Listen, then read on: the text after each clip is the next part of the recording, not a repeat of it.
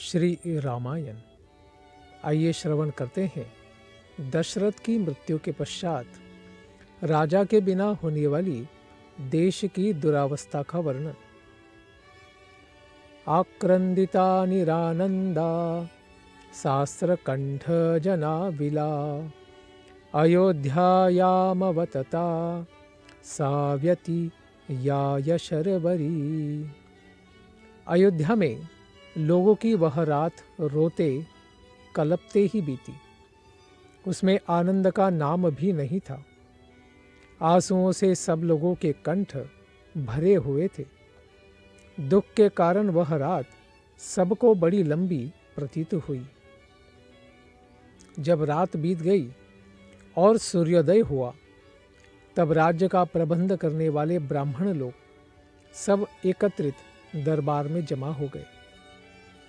उसमें मार्कंडेय मुनि, मौद्गल्य, वामदेव, कश्यप, कात्यायन, गौतम और महायशस्वी जाबाली, ये सभी ब्राह्मण श्रेष्ठ राजपुरोहित वशिष्ठ जी के सामने बैठकर मंत्रियों के साथ अपनी अलग अलग राय देने लगे। वे इस प्रकार बोले, पुत्र शोक से इन महाराज के स्वर्गवासी होने के कारण यह रात बड़े दुख से बीती है, जो हमारे लिए 100 वर्षों के समान ही प्रतीत हुई है। महाराज दशरथ तो स्वर्ग सिधारे, श्री रामचंद्र जी वन में रहने लगे और तेजस्वी लक्ष्मण भी श्री राम के साथ ही चले गए।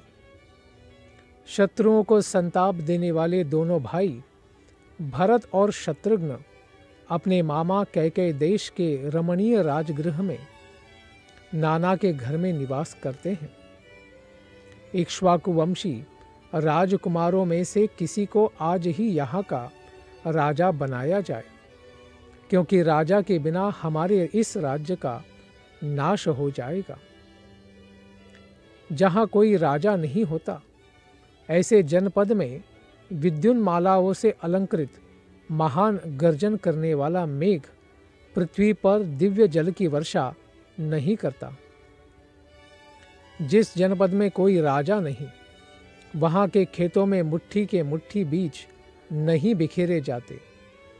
राजा से रहित देश में पुत्र, पिता और स्त्री पति के वश में नहीं रहती, जो हम आजकल भी देख सकते हैं। राज्य में, देश में धन अपना नहीं होता। बिना राजा के राज्य में पत्नी भी पति की नहीं रह जाती है। राजा रहित देश में यह महान भय बना रहता है। जब वहाँ पति पत्नी आदि का सत्य संबंध नहीं रह सकता, तब फिर दूसरा कोई किस प्रकार से सत्य रह सकता है। बिना राजा के राज्य में मनुष्य कोई पंचायत भवन भी नहीं बनवाते, रमणीय उद्यान का भी निर्माण नहीं करवाते, तथा हर्ष और उत्साह के साथ पुण्य गृह यानी धर्मशाला, मंदिर आदि भी नहीं बनवाते हैं। जहाँ कोई राजा नहीं, उस जनपद में स्वभावतः यज्ञ करने वाले द्विज और कठोर व्रत का पालन करने वाले जितेंद्रिय ब्राह्मण उन बड़े बड़े यज्ञों का अनुष्ठान भी नहीं करते, जिनमें सभी ऋत्विज और सभी यजमान होते हैं। राजा रहित जनपद में कदाचित महायज्ञों का आरंभ हो भी, तो उनमें धन संपन्न ब्राह्मण ऋत्विजों को पर्याप्त दक्षिणा नहीं देते। क्यों? क्योंकि उन्हें भय हो जाता है कि लोग हमें धनी समझकर लूट न लें।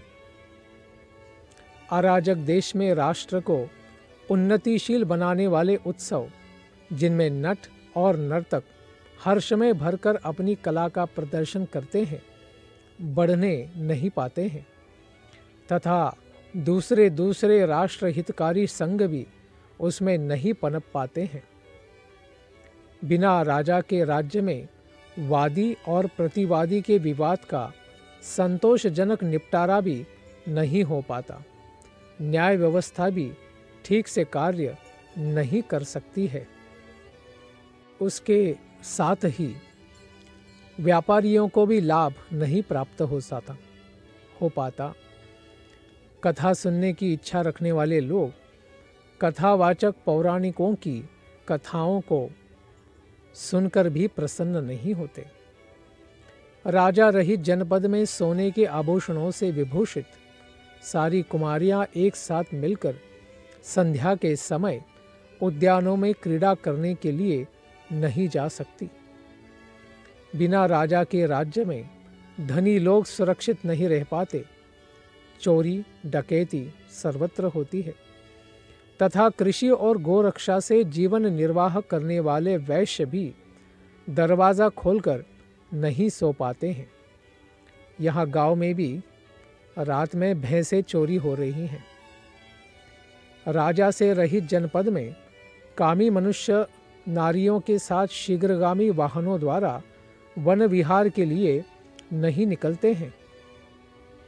जहाँ कोई राजा नहीं होता उस जनपद में 60 वर्ष के दंतार हाथी घंटे बांधकर सड़कों पर नहीं घूमते हैं। बिना राजा के राज्य में धनुर्विद्या इसके अभ्यास काल में निरंतर लक्ष्य की ओर बाण चलाने वाले वीरों की प्रत्यंचा तथा करताल का शब्द भी नहीं सुनाई देता।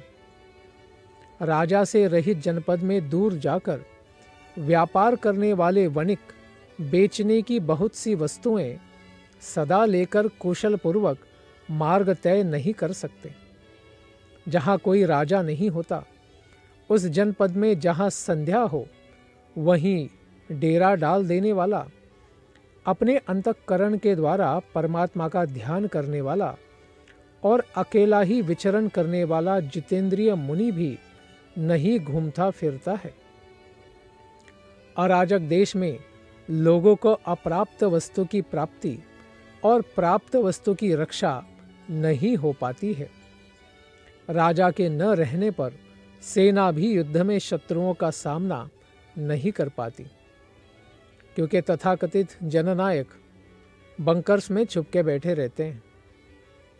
बिना राजा के राज्य में लोग वस्त्राभूषणों से विभूषित हो रिष्टपुष्ट उत्तम घोड़ों तथा रथों द्वारा सहसा यात्रा नहीं करते हैं, क्योंकि उन्हें लुटेरों का भय हो जाता है।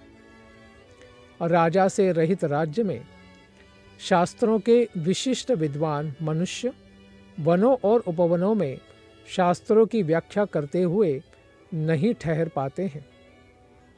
जहाँ अराजकता फैल जाती है उस जनपद में मन को वश में रखने वाले देवताओं की पूजा के लिए फल फूल मिठाई और दक्षिणा की व्यवस्था भी नहीं करते हैं। जिस जनपद में कोई राजा नहीं होता है वहाँ चंदन और अगरू का लेप लगाए हुए राजकुमार वसंत ऋतु के खिले हुए वृक्षों की भांति शोभा नहीं पाते हैं। जैसे जल के बिना नदियाँ, घास के बिना वन और ग्वालों के बिना गौओं की शोभा नहीं होती, उसी प्रकार राजा के बिना राज्य शोभा नहीं पाता है। जैसे ध्वज रथ का ज्ञान कराता है और धूम अग्नि का बोधक होता है, उसी प्रकार राजकाज देखने वाले हम लोगों के अधिकार को प्रकाशित करने वाले जो महाराज थे वे यहाँ से देवलोक को चले गए। राजा के न रहने पर राज्य में किसी भी मनुष्य की कोई भी वस्तु अपनी नहीं रह जाती। जैसे मत्स्य एक दूसरे को खा जाते हैं, उसी प्रकार अराजक देश के लोग सदा एक दूसरे को खाते लूटते खसोटते रहते हैं। जो वेद शास्त्रों की तथा अपनी अपनी जाति के लिए नियत वर्णाश्रम की मर्यादा को भंग करने वाले नास्तिक मनुष्य पहले राजदंड से पीड़ित होकर दबे रहते थे, वे भी अब राजा के न रहने से निशंक होकर अपना प्रभुत्व प्रकट करेंगे। जैसे दृष्टि सदा ही शरीर के हित में प्रवृत्त रहती है, कार्य करती है, उसी प्रकार राजा राज्य के भीतर सत्य और धर्म का प्रवर्तक होता है।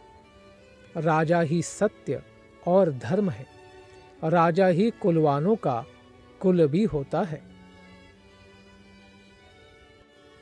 राजा ही राज्य के नागरिकों के लिए माता और पिता समान होते हैं तथा राजा ही मनुष्यों का सर्वथा हित करने वाला है। राजा अपने महान चरित्र के द्वारा यम, कुबेर, इंद्र और महाबली वरुण से भी बढ़ जाते हैं, क्योंकि यमराज तो केवल मनुष्यों को पापों का दंड देते हैं, कुबेर केवल धन देते हैं, इंद्र केवल जल वर्षा करके पालन करते हैं और वरुण केवल सदाचार में नियंत्रित करते हैं। परंतु एक श्रेष्ठ राजा में ये चारों गुण एकत्र मौजूद होते हैं, अतः वह इनके सर्वथा उत्तम होता है। यदि संसार में भले बुरे का विभाग करने वाला राजा न हो तो यह सारा जगत अंधकार से आच्छन्न सा हो जाए, कुछ भी सूझ न पड़े। वशिष्ठ जी, जैसा उमड़ता हुआ समुद्र अपनी तटभूमि तक पहुंचकर उससे आगे नहीं बढ़ पाता, उसी प्रकार हम लोग महाराज के जीवन काल में भी केवल आपकी ही बात का उल्लंघन नहीं करते थे। अतः विप्रवर, इस समय हमारे व्यवहार को देखकर तथा राजा के अभाव में जंगल बने हुए इस देश पर दृष्टिपात करके आप ही किसी इक्ष्वाकु वंशी राजकुमार को अथवा दूसरे किसी योग्य व्यक्ति को राजा के पद पर अभिषिक्त करें, यही हमारी आपसे प्रार्थना है। इसके आगे की कथा हम श्रवण करेंगे आने वाले सत्र में। धन्यवाद। हरे कृष्ण।